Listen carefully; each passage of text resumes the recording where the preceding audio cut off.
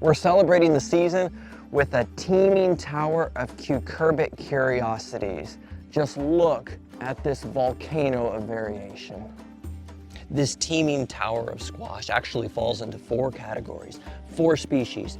We've got our Cucurbita pepos, we've got our Cucurbita maximas, Cucurbita mixas, and the delicious Cucurbita machadas.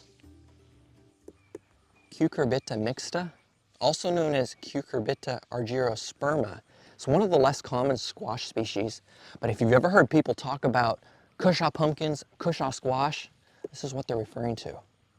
It's a disease-resistant species, and of course there are several cultivars within the species, often used for soups and other cooking. But if you're looking for the highest culinary value, look for some Cucurbita maxima squash.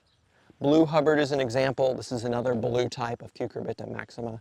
High culinary value. It's actually the same species that has been bred to develop the record giant pumpkins. Third species we should talk about is Cucurbita pepo.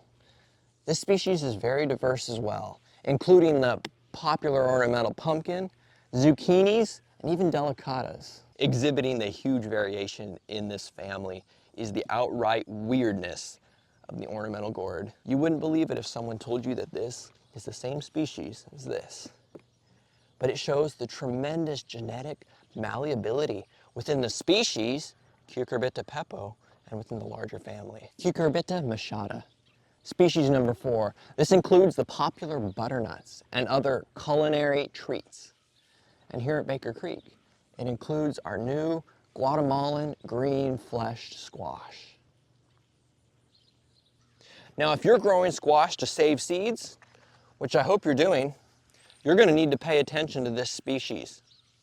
Because any squash, any varieties within a given species are going to cross-pollinate if you plant them in the same garden.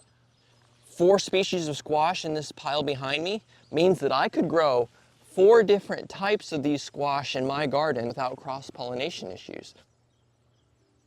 So how can it be that even within the same species, the genetics are so malleable?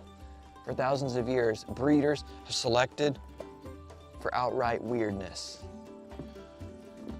for culinary potential, and for ornamental value. Inspiration for your next harvest garden.